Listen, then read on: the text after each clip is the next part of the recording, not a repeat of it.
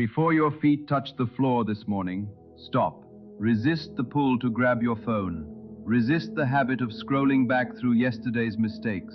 Resist the urge to brace for what might go wrong today. Right here, in this still and unhurried moment, you sit at the very center of your own creation. This instant matters more than any other in your day, because whatever you quietly accept as real right now will ripple through every hour ahead of you. You didn't stumble onto this message by chance. You were meant to receive it, because today is designed to unfold in a new direction. Today is meant to tilt in your favor. Today is meant to remind you exactly how much power you hold. But that power starts on the inside. The world around you isn't the source of your experience, it's the reflection of it. The true source is your inner state, what you assume, what you silently tell yourself, the quiet beliefs you carry with you before you've even left your bed. So before the outside world gets a say, decide your stance first. Choose to trust that circumstances are lining up on your behalf. Choose to sense that invisible forces are already arranging things in your interest. Choose to know, without needing proof yet, that what you want is already yours. You're not out here trying to force today into shape. You're simply allowing what's already been set in motion to reveal itself. Breathe deeply and walk into today as someone for whom things simply work out. The instant you open your eyes each morning, you're doing more than waking up. You're entering a kind of inner workshop, where the blueprint for your next 24 hours is handed to you, waiting for direction. Before you utter a single word, before you take a single step, before the world outside has made a single demand of you, something quieter and far more powerful has already begun shaping the day, your state of mind. That very first inward shift, that first emotional note you strike, becomes the invisible blueprint everything else is built from. Most people wake up on autopilot. They grab their phone. They recall the stress of yesterday. They dread the problems of today before those problems have even arrived. And without realizing it, they've already picked the state their whole day will be built on. Expect pressure, and the day delivers pressure. Expect delay, and obstacles appear. Expect difficulty, and the hours feel heavier than they need to. We tell ourselves we're simply reacting to life as it comes, but really, life is answering back to whatever state we accepted in those first waking seconds. Mornings hold a kind of quiet power precisely because our guard is down. In that soft space between sleep and full alertness, the mind absorbs everything easily. Whatever you feel there settles in deep and calcifies into expectation. And expectation is never passive. It works behind the scenes, quietly shaping the people, conversations, and outcomes that will match it. Your day doesn't actually start the moment you walk out your front door. It starts the instant you accept a feeling as real. Wake up and choose gratitude, even without a reason yet in sight, and the day will start producing reasons to justify it. Wake up steady and self-assured, and situations start moving with less friction. Wake up already assuming things are working out for you, and you'll begin noticing doors swinging open where you used to expect them to be locked. There's nothing mystical about this. It's simply alignment at work. Your outer circumstances take their cue from your inner climate. Think about how differently the exact same day feels when you wake up energized compared to when you wake up annoyed. Same tasks, same people, same schedule, yet a completely different experience. The difference isn't the day itself, it's the state you brought into it. Cause on the inside, effect on the outside. And this principle doesn't play favorites. It reflects whatever you give it, positive or negative, without exception. That's exactly why the first 5 minutes after waking hold more weight than the 5 hours that follow. In those opening moments, you're quietly deciding who you'll be for the rest of the day. Will you struggle, or will you succeed? Will you react, or will you lead? Will you brace for setbacks, or will you expect things to go smoothly? Real change doesn't start with rearranging your circumstances. It starts with shifting the state you bring to meet them. So rather than waking up and wondering what could go wrong, ask yourself instead, What good is already lined up for you? Instead of reliving yesterday's letdowns, feel, right now in advance, the satisfaction of tonight, as though the day has already gone beautifully. Step into the version of you who finishes today feeling proud, accomplished, and at peace, and let that feeling settle in before the day even begins. This isn't wishful thinking, it's a deliberate choice. When you consciously set your morning state to one of quiet assurance, you're essentially placing an order with the deeper intelligence behind your experience. Without saying a word, you're declaring, "This is the reality I'm accepting, and my life is responding accordingly." Challenges may still show up, but they'll feel different, more like stepping stones than roadblocks, because you started from calm instead of fear, from confidence instead of doubt. State shapes perception, and perception shapes everything that follows. We tend to think productivity is what makes a day successful, but real productivity is actually a byproduct of alignment. When your inner state is clear and grounded, your actions flow more easily, conversations feel lighter, ideas arrive faster, and opportunities become easier to spot. It was never about how much you had to do, it was about the posture you carried while doing it. So imagine waking up tomorrow and refusing right from the start to entertain a single doubt. Imagine deciding, before your feet even hit the floor, that today is on your side, and letting that calm certainty follow you through your morning routine, your commute, and beyond. Notice how you stand a little taller. Notice how your voice softens. Notice how you respond with intention instead of reacting on impulse. A day isn't built through force, it's built through assumption. Think of your first waking state as tuning an instrument. Tune it to harmony, and the music that follows flows beautifully. Tune it to discord, and every note that follows sounds strained. You are the instrument. The world is simply the music that plays out of you. Don't underestimate how simple this practice really is. It asks for no extra effort beyond awareness, no external change of any kind. It only asks that you become deliberate about the very first feeling you allow yourself to accept each day. Wake gently, breathe deeply, choose on purpose, because before the world ever says a word to you, you've already spoken to it silently through your state. And whatever you declare in that quiet, unguarded moment becomes the day you actually live. Most people wait for proof before they'll let themselves believe. They say, "I'll trust it once I see it. I'll feel secure once it happens. I'll be confident once it arrives." But living this way keeps fulfillment perpetually out of reach. Always one step ahead, always just beyond your grasp. The deeper law of life actually runs in reverse. You don't believe because you see because you believe. Assumption comes before proof, not after. The outer world isn't a courtroom where evidence gets weighed before a verdict is reached. It's a mirror.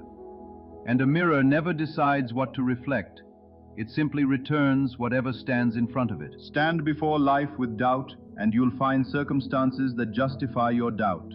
Stand before it with quiet certainty, and you'll witness confirmation after confirmation of that certainty.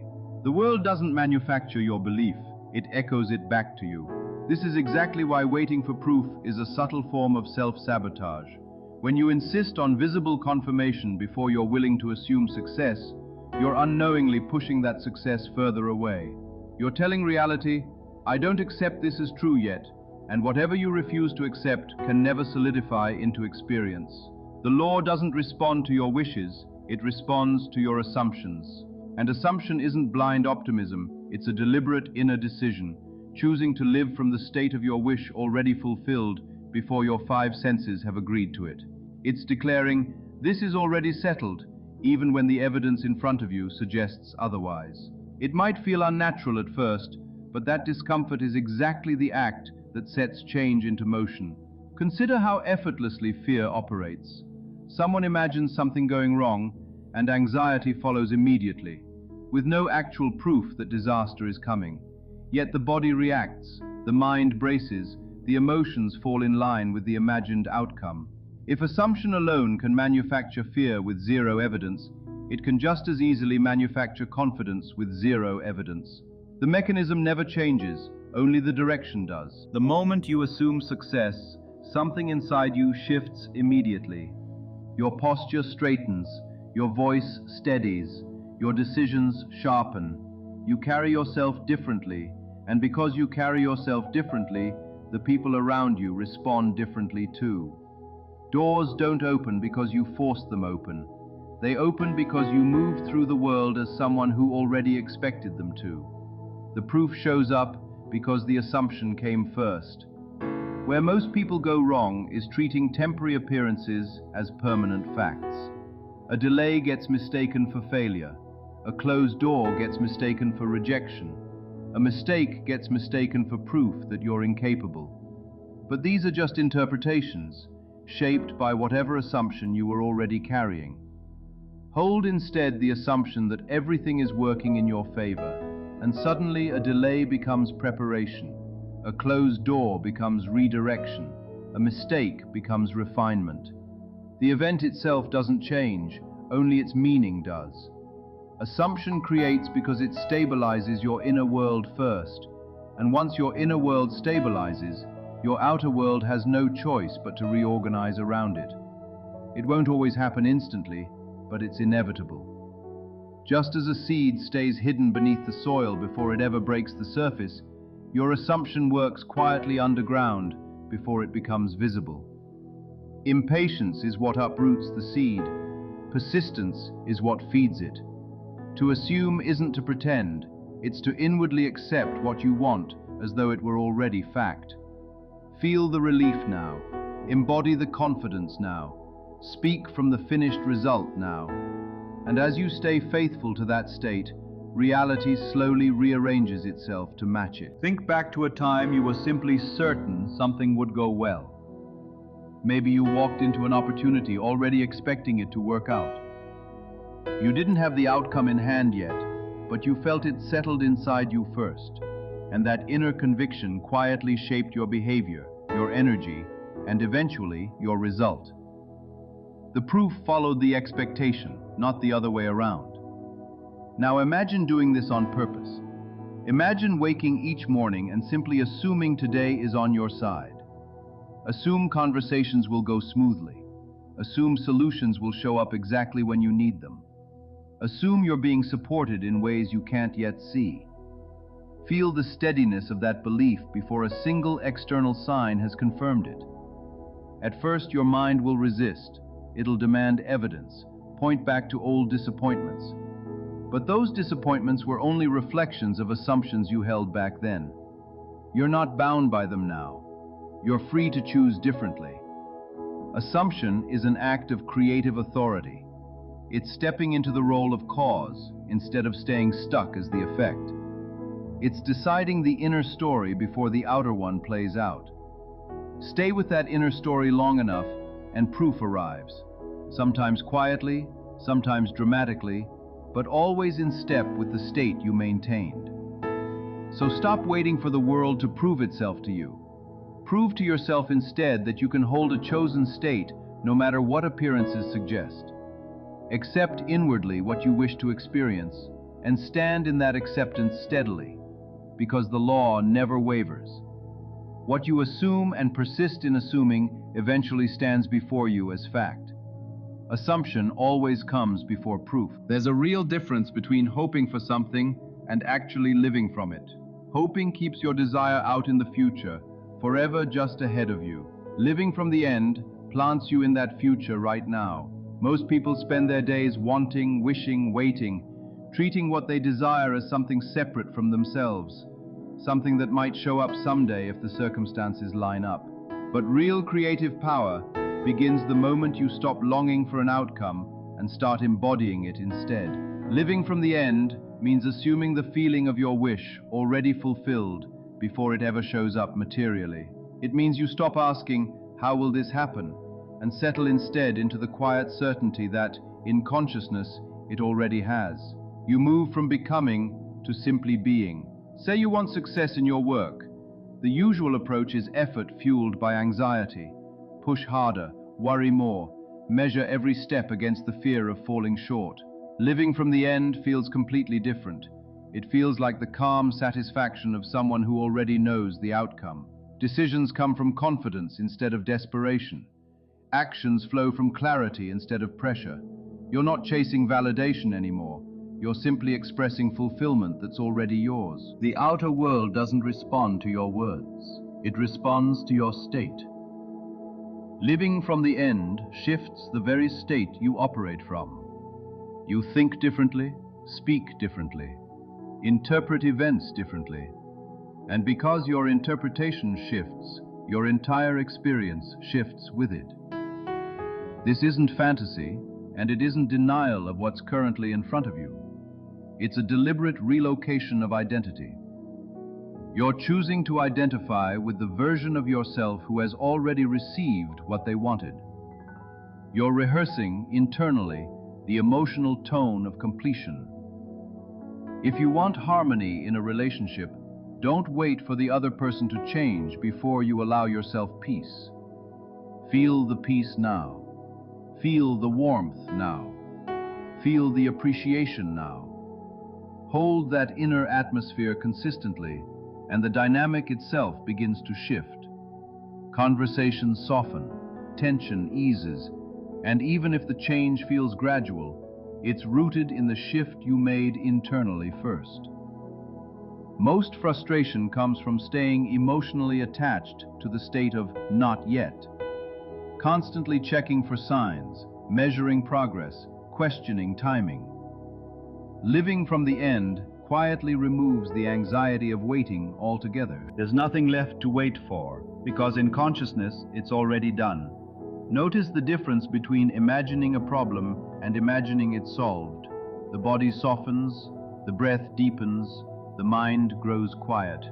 Your nervous system doesn't sharply distinguish between something vividly imagined as complete and something physically complete. When you feel it as real inside, your whole being lines up with that reality. The real secret is persistence. Feeling fulfilled for a moment is easy. Staying there when appearances say otherwise is the actual work. But appearances are only echoes of states you held before, not final verdicts. Keep living from the end, and eventually that echo has no choice but to change. This also reshapes how you meet obstacles.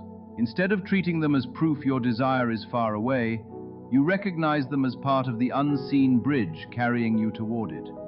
You stop reacting with fear and start responding with calm assurance. Because if the ending is already secure, every step, even the unexpected ones, must be leading you there. Before sleep, picture a brief scene implying your desire is fulfilled. Feel the satisfaction, the relief, the gratitude. Carry that same tone into morning. Walk, speak, decide like someone who's already succeeded. Over time, this becomes second nature, and the line between inner conviction and outer experience blurs until imagination starts to feel like plain truth. Identity always comes before experience. See yourself as lacking, and life mirrors lack back. See yourself as fulfilled, and life mirrors abundance. So stop standing at the starting line of your desire, step mentally across the finish line, and feel the joy of it now. What you call your current reality isn't fixed. It's a shadow, an echo of states you once occupied and accepted as true. Every circumstance began as a small movement inside you, a belief, a fear, a hope, a story repeated. However solid it looks, it's really a delayed reflection of something that already happened in consciousness first. Picture a mirror. Your reflection never initiates a movement, it only follows one. Trying to change the reflection directly just leaves you frustrated, pushing at the glass, never realizing you're the source.